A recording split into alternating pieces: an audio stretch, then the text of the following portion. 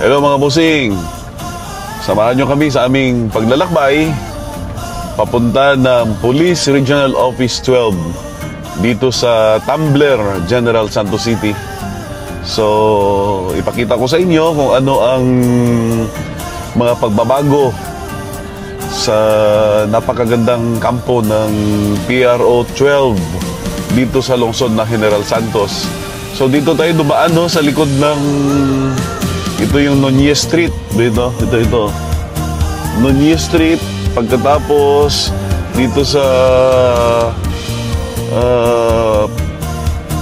dulo ng Nunez Street na sementado, may pa-right na siya. Dadaan ka sa mga ilang subdivisions dito. Mga bagong subdivision dito, left and right. May mga bagong subdivision yan. Yan. May mga bagong subdivision. Pagkatapos lalabas na ito doon sa may brigada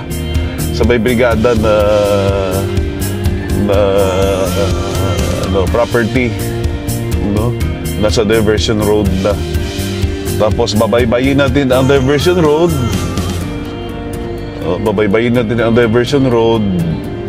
Papunta ng airport at kakaliwa tayo papunta ng PRO 12.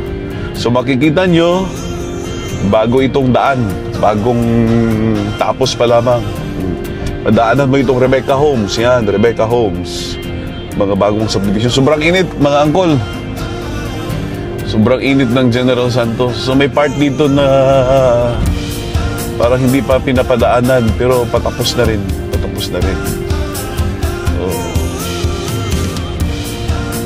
So ito yung mga pagbabago dito sa Purok Malakas. Dito yung shortcut papunta ng brigada na property. Kung makikita nyo mga angkol, yan, makikita nyo yung Mount Matutom. The majestic Mount Matutom nasa left side ninyo. Napakagandang Mount Matutom. Ito din dinadaanan natin, mga bagong subdivision ito sa right side. Ito mga bagong subdivision. So samahan niyo po kami at ipapakita namin sa inyo ang ito, Vivian Homes Subdivision. Ito na yung sinasabi ko na pag-aari ng Brigada Group of Companies.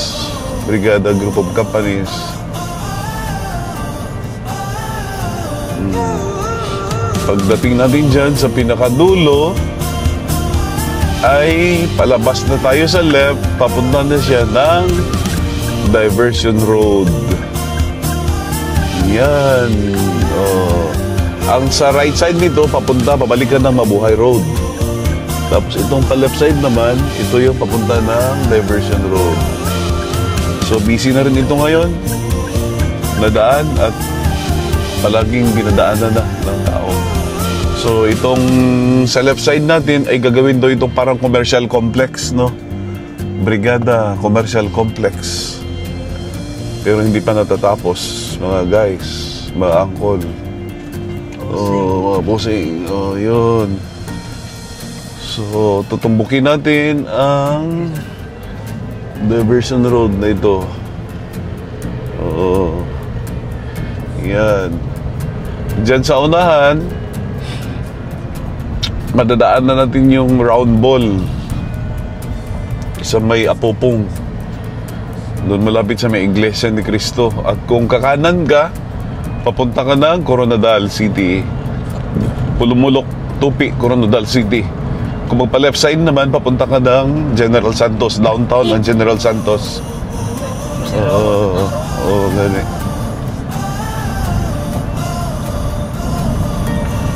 So, samahan niyo po kami, mga angkol. At ipapasyal ko kayo ngayong araw sa napakagandang lungsod ng General Santos. Ngunit napakainit na lungsod. Ito yung magandang tulay, oh. Napakalaking tulay, oh. Yan, napakalaking tulay yan, mga bossing. At napakahaba. Oh. Para di makita ang wood. Oh, para ang view lang yung makita mo. So napakaganda ng panahon ngayon, napakainit. Ang ganda ng mga clouds. Ang ganda ng mga cloud formation. Ito ang ipinagmamayabang. Relax na. Ito ang pinagmamayabang ng General Santos City. So napakaraming mga negosyo. Tingnan mo. Sa may right side natin, makikita mo yung mga surplus na mga sasakyan. Yan. Mga surplus na sasakyan. Japan, surplus na mga sasakyan. Ito naman yung sa Apopong. Apopong ba ito? Sa Apopong. Ito lang sa Apopong. So, i-repair yata itong sa gitna. I-repair na naman, reblocking. No? So, malapit na tayo. Malapit na tayo makarating sa round ball dito sa Apopong.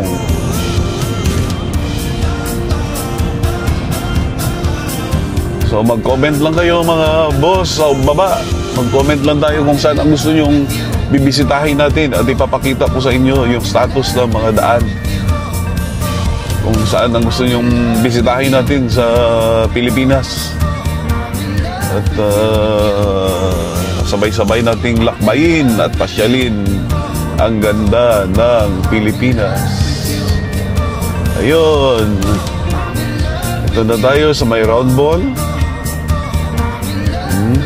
Yan. Kung pakanan ka, dyan ang papunta ng Coronadal. O, kung pa-left ka, yan ang papunta ng General Santos. At kung didiretsuhin mo ito, doon ka papunta sa airport at papunta doon sa Police Regional Office 12. Ito ang regional headquarters ng Philippine National Police para sa Region 12. Ito may bagong establishment dito, Kawasaki. Oh. Yung mga mahilig dyan sa mga motor, sports bike at mga big bike, mayroon na ngayon dito sa General Santos. No? Yan.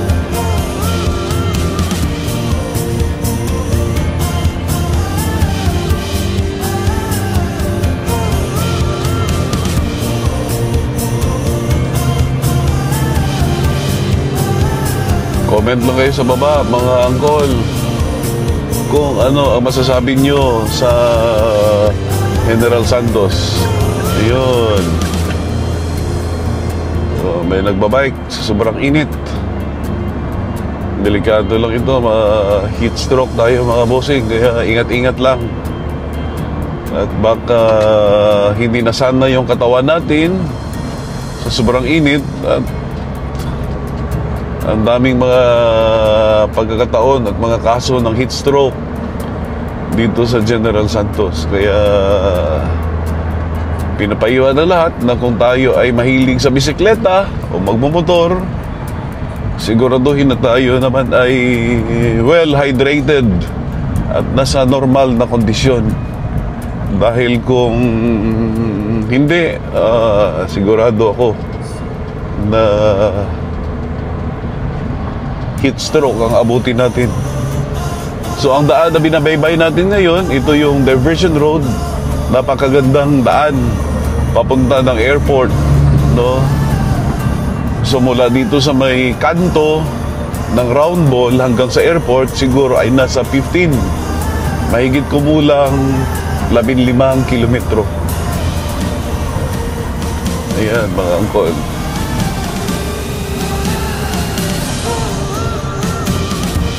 Daming mga bagong inopen na mga location na mga lugar dito ngayon sa General Santos na nagiging inhabited na dati walang nakatira, ngayon ay napupuno na rin. So ang General Santos po, para sa ating kaalaman, ay isa sa mga mabilis na nag-develop na lungsod dito sa Pilipinas. At isa sa mga indicator nito ay yung mga negosyo na isinasagawa at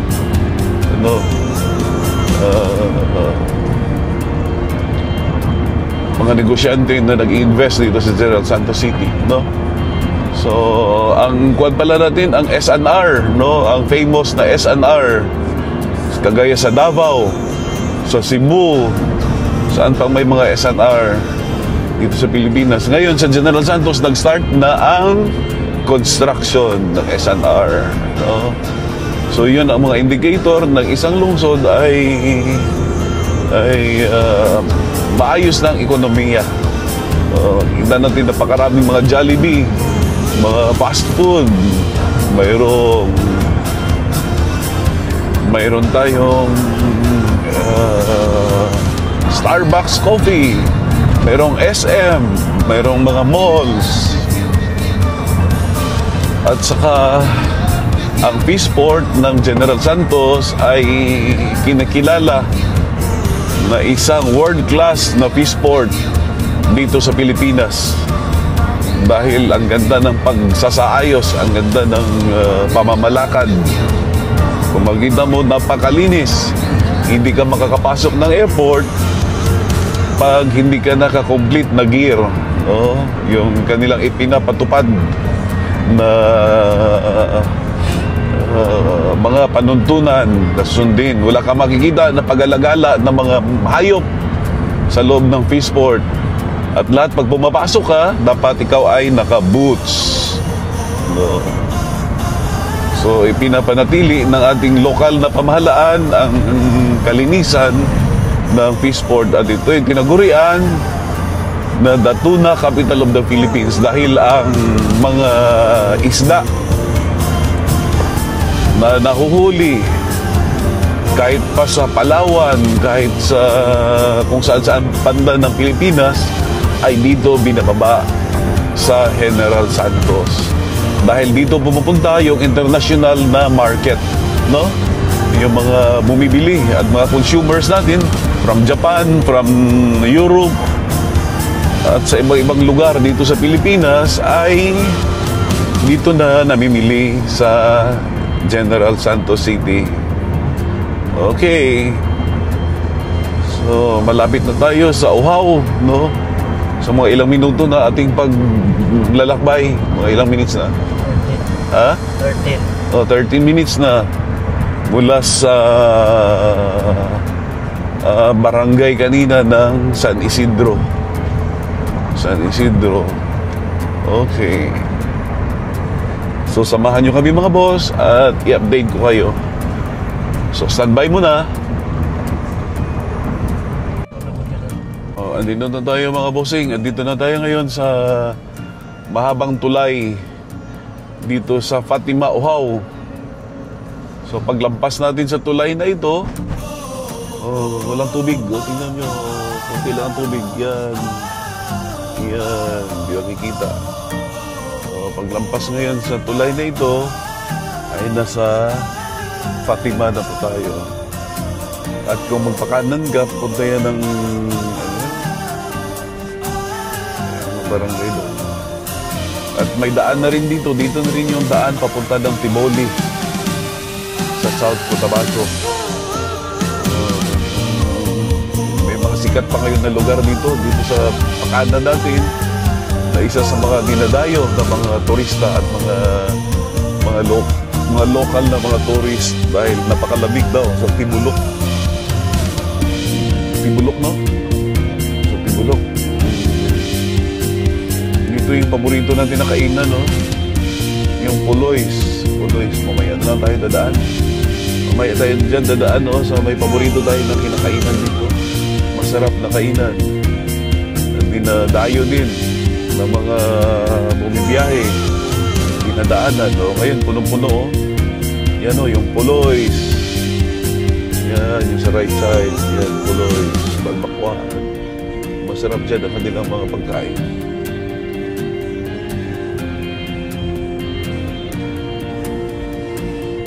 Ito yung sa right side, ito yung daan papunta ng Tiboli. Yan, yung sa right side.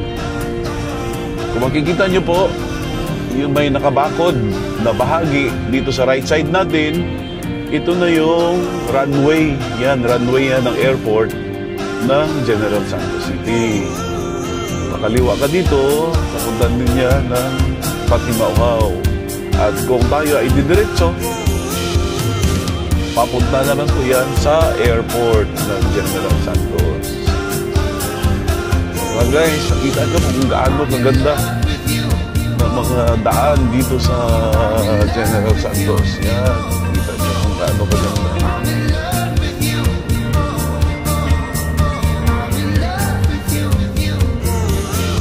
At tayo ay natutuwa dahil nakikilala na rin ang General Santos na isa sa pinakamaayos na lungsod ng Mindanao. Katunayan, bago lang dito inilunsad ang Batang Pinoy 2025 at ang host ang General Santos City. Batang Pinoy 2025. Bago lang natapos at kung hindi ako nagkamali, ang overall champion yata ang Baguio. Mag-comment lang kayo sa baba, mga boss, kung nagkamali ako. Pero ang Baguio City ang nakakuha ng pinakamaraming mga medalya. Gold, silver at bronze medals. Sinundan ito ng hindi ko na maalala. So ang binabaybay natin ngayon ay yung daan na papunta ng Police Regional Office 12.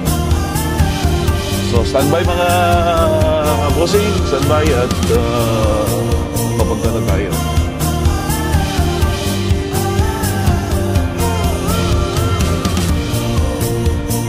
Hayahay. Hayahay, para sa Hollywood. Hindi yan Hollywood, yan ay hayahay. Ito, papaakyat na tayo sa daan papunta ng Police Regional Office 12. So makita nyo kung gaano kaganda ng mga highway dito sa General Santos City. Mainit nga lang. Sobrang init sa labas. Ito yata yung pinakamainit sa buong Pilipinas. Pero sabi nila, mainit din daw sa Tuguegarao. Pero napakainit dito sa General Santos. Kaya dapat yung bahay mo, dapat punuin mo ng mga pananim na makapagbibigay ng lilim at dagdag na oxygen. So, sa kabila natin, sa left side natin, ito na yung kampo ng Police Regional Office 12. Napakaraming mga sasakyan ngayon sa labas. Maraming mga sasakyan sa labas, oh. Sa palagay ko, mayroong activity ngayon sa Police Regional Office 12. Baka mayroong graduation ng mga training. Pati dyan sa right side, oh, napakadaming sasakyan. So, posible na sa kasalukuyan ay mayroong nagaganap na isang activity. So, tamang-tama yung pasyal natin, mga busing. So, nakita natin yung mga aplikante ng ating kapulisan. Dito lang sa labas, oh. Yan yung mga aplikante. Kaya sa mga nagbabalak, pumasok sa ating PNP, tignan nyo, yan ang sitwasyon ng ating mga aplikante. So yan, napakagandang kampo ng Police Regional Office 12. Papasok na po tayo, mga bossing.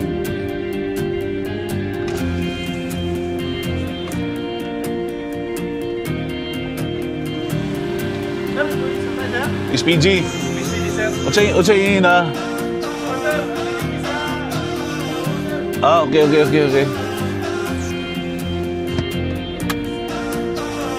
Ayun. Police Regional Office 12. Pinapangunahan ng ating Regional Director na walang iba kundi si Police Brigadier General Arnold P. Argente, isang abogado na general ng Class 95. PRO 12, we are more than our bodies. Kita ko yung mga aplikante ngayon, madami-dami. Pero may mga sasakyan na. Sasakyan na meron ng mga sasakyan pala yun ng mga aplikante natin.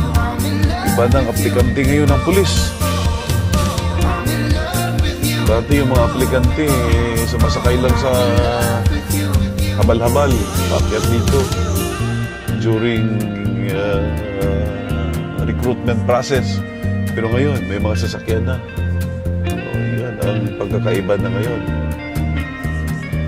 Dati, ayaw magpautang ng mga loan company sa pulis. Nakikita nyo. Yan yung mga aplikante natin. Pero, ngayon, alam na nila na maayos na ating kapulisan, makakabayad na ng loan. So, pwede na mangutang ng kotse, ng sasakyan, ng bahay. So, kinakailangan. Ikot tayo sa left side. Pasok sa yun. So, may right side, nakikita niyo ang headquarters ng Police Regional Office 12. Yan. Police Regional Office 12. Napakaganda. Dito tayo since 2009. Palipat-lipat ng 11. Makatarungan Hall. Ito yung mga proyekto ng ating mga regional directors na dumaan, no? Pinaganda nila ang Police Regional Office 12. Sa grandstand ngayon, makikita mo yung mga aplikante ng ating pambansang pulisya. At kung magkaroon tayo mamaya ng pagkakataon, ay interviewin din natin sila para magkaroon tayo ng idea kung ano ba ang nag-udyok sa kanila na mag-apply para magiging bahagi ng pambansang pulisya.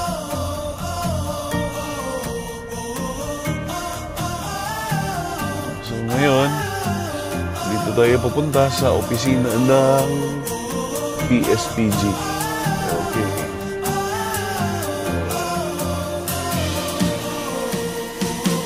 So, dito lang muna mga bossing. Tuloy natin mamaya.